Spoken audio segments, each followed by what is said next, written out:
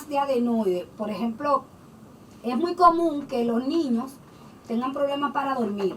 Sí, ronquidos, hablen un poco de eso. De las enfermedades más comunes en la infancia, definitivamente las amigdalitis y las adenoiditis son pues de las más frecuentes. Y el reconocimiento de estas patologías, de estas enfermedades es muy fácil. Lo que pasa es que muchas veces cuando no tenemos un conocimiento de las mismas, a veces entendemos que son cosas, por ejemplo, de herencia. He tenido muchos pacientes que me dicen, el niño ronca porque su papá ronca, el abuelo roncaba. Tenemos que tener en cuenta, tener muy claro que, por ejemplo, el ronquido para nada tiene que ver con la herencia. El ronquido no se hereda. Entonces, usualmente, las enfermedades de adenoides y de amígdalas suelen estar asociadas porque están estas estructuras en una vecindad.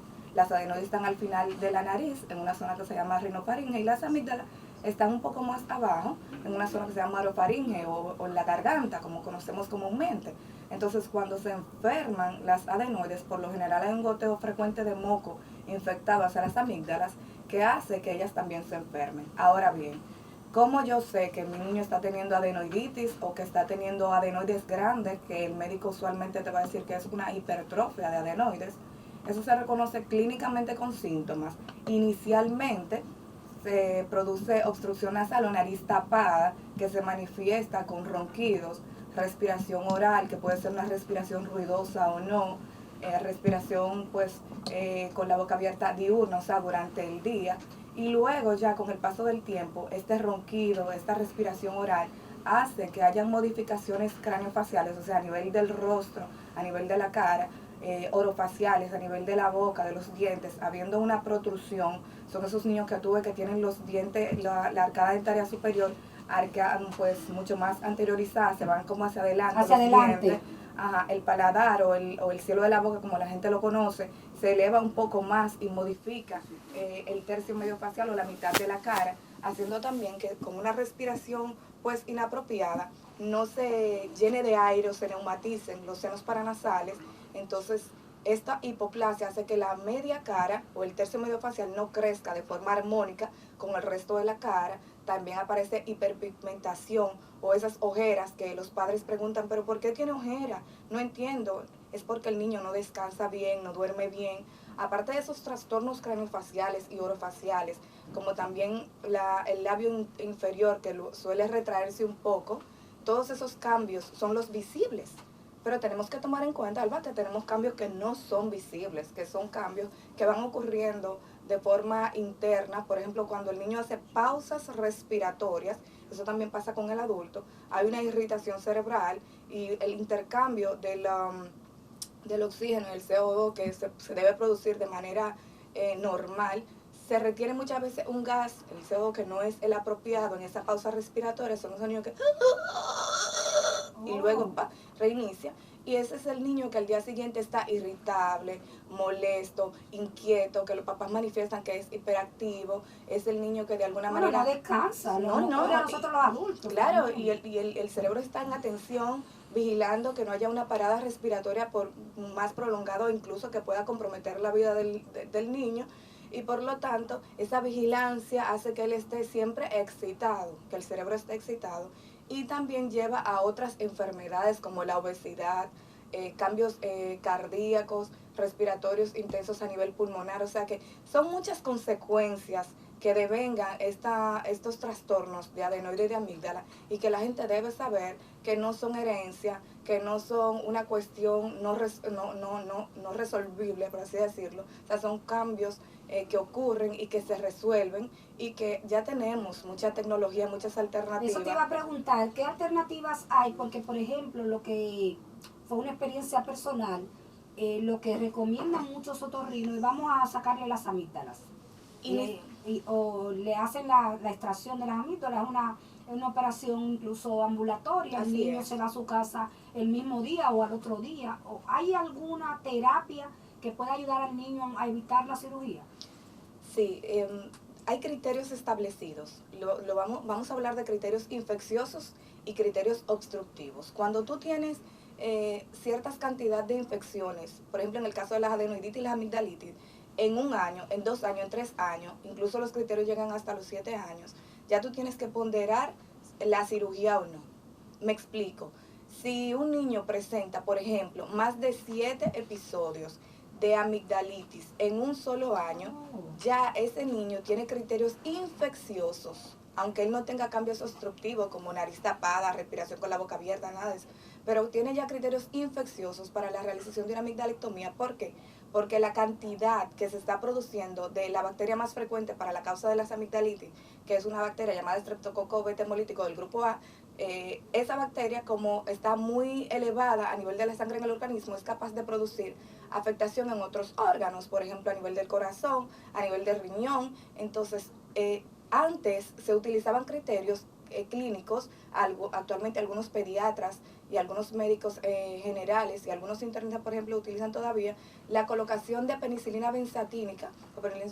Uno se la pone en la casa ya, ni ya lo lleva al médico cuando se presenta el episodio, resuelve uno mismo. Antes se le colocaba al paciente por 6 meses consecutivos cada 21 días. Ya eso no se utiliza hace mucho porque los criterios están establecidos y se pudo notar mediante estudios clínicos que realmente pudiese evitarse una infección, o sea, un daño a nivel de otros órganos, porque baja la carga de este nivel de bacterias. Sin embargo, no significa que tú vas a evitar que sigan apareciendo las amigdalitis o que incluso siga el riesgo de aparecer enfermedades secundarias. Por lo tanto, da una fiebre muy alta. Extremadamente alta, generalmente una fiebre mayor de 38.5 a 39 grados, que un niño con una fiebre tan elevada incluso te puede convulsionar, eso hay que tenerlo muy en cuenta. Claro.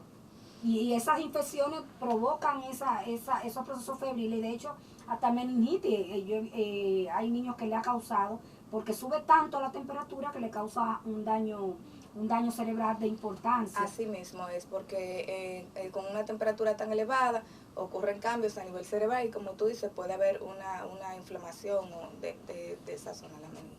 Entonces, esos son los criterios, más o menos los criterios infecciosos. Entonces, si hablamos de criterios obstructivos, estamos hablando de los niños que no le dan amigdalitis, pero que tienen las características respiratorias que te había comentado. Y cuando tú lo evalúas, tú ves que es un niño con unas amígdalas grado 4, o sea, las más grandes en crecimiento, y evidentemente ya es un criterio quirúrgico.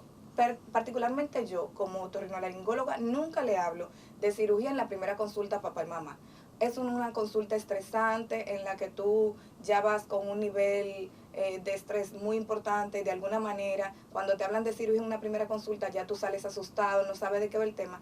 Siempre me gusta darle, poner tratamiento médico inicial, que ya hay muchas terapias, inmunomoduladores, esteroides intranasales en el caso de que esté asociada con hipertrofia de adenoides, antialérgicos en caso de que el niño sea, por ejemplo, muy alérgico, porque hemos tenido muchos casos de niños que los síntomas que te manifesté al inicio, nariz tapada, producción de moco, sensación de picazón en la nariz, rinorrea o salida de moco constante, etcétera, respiración con la boca abierta, están asociados a un proceso alérgico.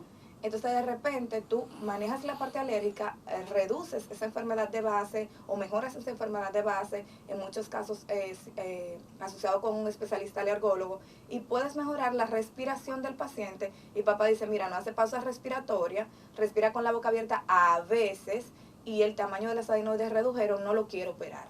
Entonces, ese paciente realmente no tiene criterios específicos para una cirugía y tú puedes ponderar no operarlo.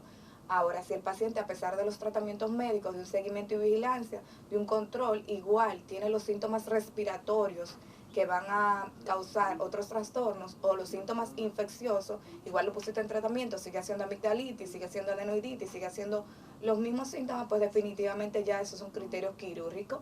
Y aunque es una cirugía ambulatoria, siempre les digo a los papás, no subestimen ningún procedimiento quirúrgico. Las adenoides y las amígdalas están en unas zonas donde tienen unas características de irrigación, llamamos nosotros, pero para que ustedes me entiendan, de sangre, que al removerlas puede haber un sangrado muy importante. Por eso, aunque son cirugías ambulatorias y generalmente, gracias a papá Dios, todo sale bien, siempre tenemos que tener la previsión de que tenemos que llevar al niño en las mejores condiciones posibles, o sea, dentro de su enfermedad, lo más sano posible, al quirófano para evitar complicaciones, porque pueden ocurrir. No, yo me imagino que toda esa área está conectada con todos los sentidos, e incluso puede haber temas con las cuerdas vocales, y no sé. Las cuerdas vocales están No sé. un poquito más abajo. Ok. Realmente, después de la cirugía, qué bueno que tú lo comentas, porque hay papás que se asustan, Claro. porque hay cambios de voz, y el papá dice, pero ahora hablan como el niño, ahora no lo entiendo, doctor.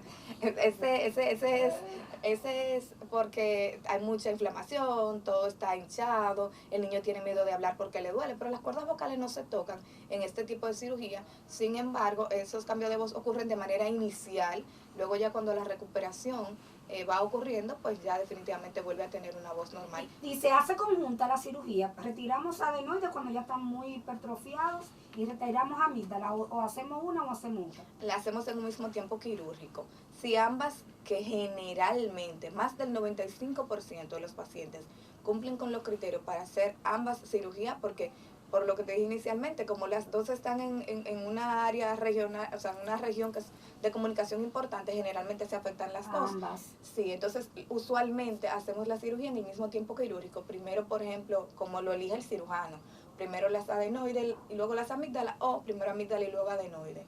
Y se ha sumado cada vez con mayor frecuencia, asociarla incluso con una cirugía que es turbinoplastía, que es la reducción de los cornetes en niños mayores de 10, 11 años. Ha habido excepciones en niños más pequeños, en donde los cornetes nasales, que mucha gente lo confunde con adenoide, de hecho hay gente que lo operan del adenoide y luego dice, doctora, me volvió a tapar la nariz, es que me crecieron las adenoides. Vaya donde su médico que lo vigile, que usualmente no es que creció sus adenoides, usualmente ocurre que crecieron otras estructuras que están dentro de la nariz, que se conocen como cornetes, y al crecer esto dan los mismos síntomas que... Entonces, la recomendación es retirar todo. En el caso de adenoide y amígdala, sí. La recomendación es que si ambos están afectados, y se los retiren. Cornetes. Solo si los cornetes están muy afectados y si el niño tiene más de 7 años, son las recomendaciones internacionales.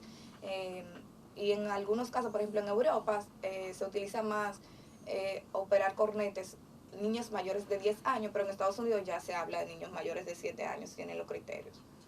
¿Y cómo es el crecimiento del niño que tiene procesos de adenoides? Porque no pueden hacer ninguna actividad física, de hecho. Me encanta tu pregunta, porque yo quiero que la gente sepa que no es lo mismo un niño con alteraciones en sus adenoides, en sus amígdalas, el crecimiento no es igual. Se ve interrumpido el crecimiento y el desarrollo del niño a nivel físico, o sea, a nivel de talla y a nivel de peso y a nivel, pues, definitivamente cognitivo. Estamos hablando de que es un niño que no tiene la suficiente energía cerebral para prestar la atención en clase y de alguna manera puede quedarse un poquito atrás en sentido cognitivo. Y a nivel de talla y peso puede ser un niño con dos oposiciones. Una, en relación a la talla igual, va a haber una reducción de la talla.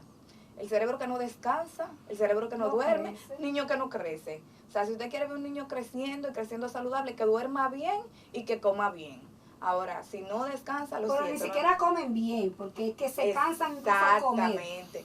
No, mira, definitivamente tú podías detacharla sin mí. Lo que pasa es que yo lo viví eso, y incluso fuimos a cirugía. Ah, bueno, pues ya tú tienes la experiencia. Vamos a darle la cuña al doctor Vargas, con el doctor Vargas, que tiene el Centro de Otorrinolaringología en Cristo Rey, en la Ortega C. Yo trabajé mucho tiempo con el doctor Crespo y vi sonografía, rayos X de senos paranasales. Incluso llegaban niños que había que hacerle estudio óseo porque entendían que era problema del crecimiento. Entonces analizaban los huesos, pero al final de cuentas era el tema de la adenoides y la amigdalitis, que no permitía que crecieran o que se alimentaran correctamente. Claro. Es muy traumático, de verdad. Sí, definitivamente son unos niños que cuando están comiendo tienen que hacer pausas prolongadas para poder coordinar mentalmente. No ocurre de forma automática. Sabes que cuando uno está comiendo no tiene que pensar en que ahora voy a respirar, ahora voy a tragar. En el niño con una hipertrofia severa de amígdalas y adenoides, es que tiene que hacer esa pausa para que su cerebro interprete que ahora va a tragar y luego va a respirar, porque es una sensación de asfixia que ocurre. Entonces, definitivamente que... No pueden hacer ningún deporte en la escuela. Se cansan muy rápido. Se cansan muy rápido. por eso es bueno que los padres, porque ahora, por ejemplo, hay mucho acceso a especialistas. Claro que Porque sí. antes era un poco más complicado, con el mismo pediatra uno lo veía y hacía las recomendaciones del lugar, pero ya hay recomendaciones como tú, otorrino, que incluso uno lo determina solo en la casa. Sí, Sí, pasa mucho.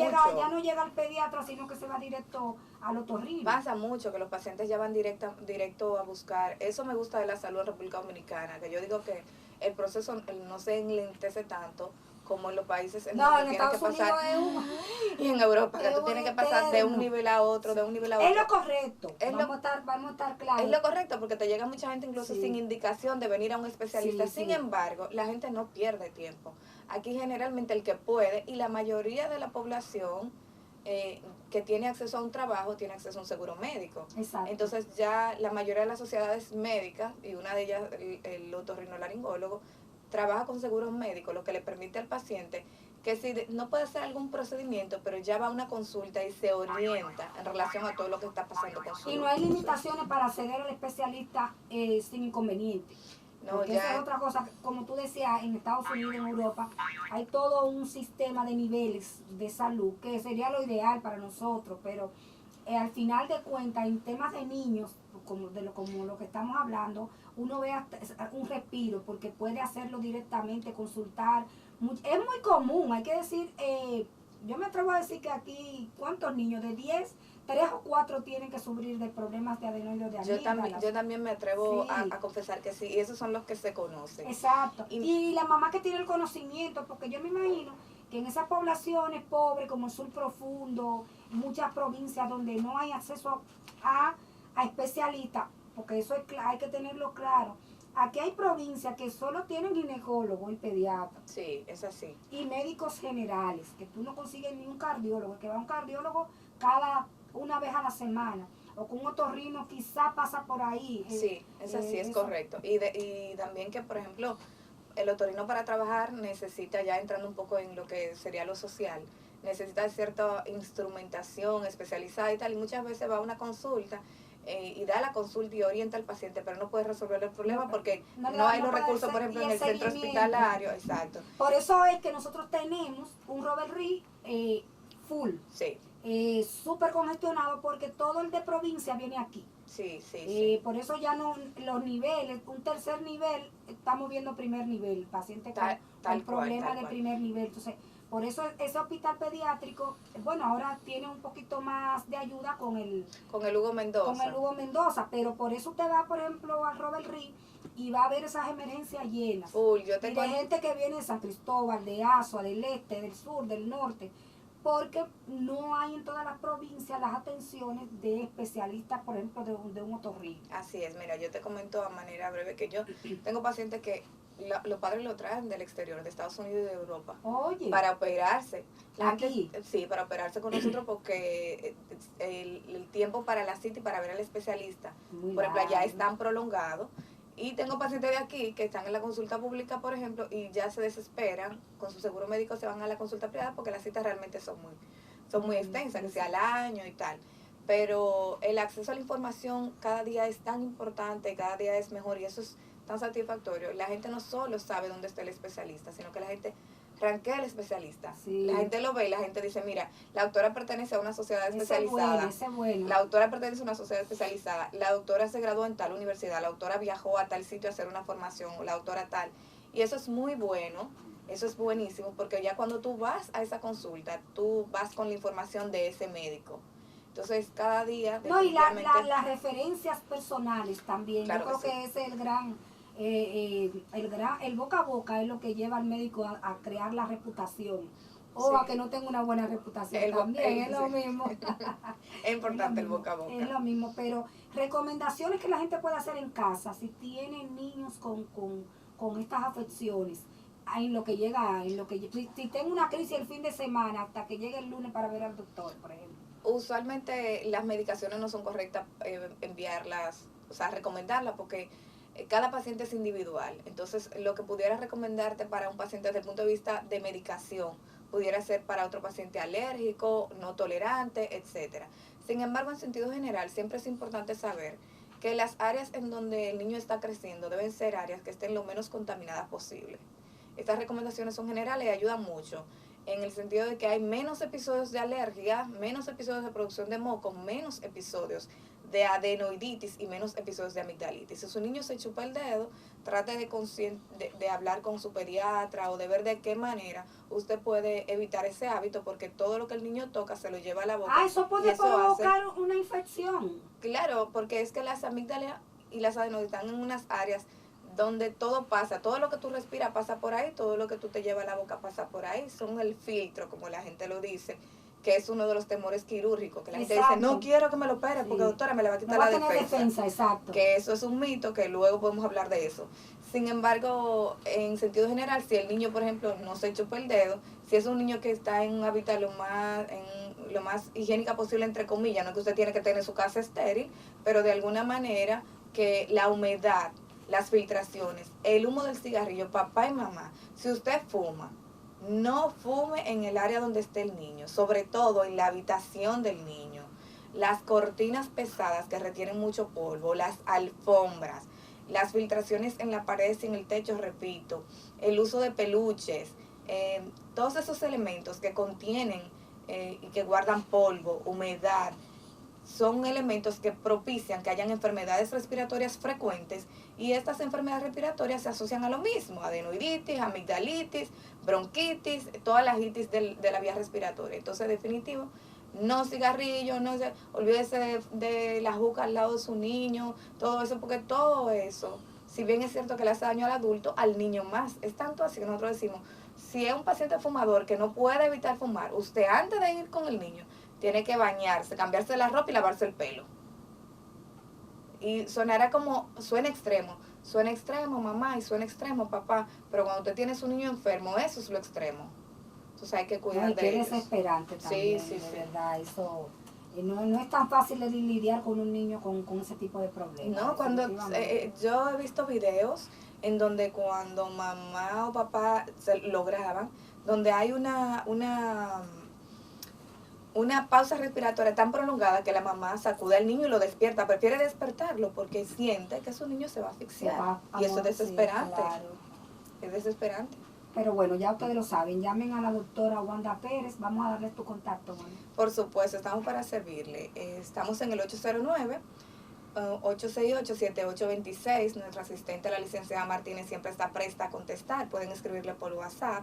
Y nos encontramos ubicados en el Distrito Nacional, en la Torre Azul del Centro Médico UCE, e igualmente en la zona oriental, en el Centro Médico Integral 2. Estamos para servirle. Cualquier información también a través de nuestro Instagram, siempre le estamos dando información a nuestros pacientes y podemos responder dudas o inquietudes allí en Tu Otorrino RD. Perfecto, muchísimas gracias y buen fin de semana. Igual para ustedes, feliz día. Vamos a la pausa.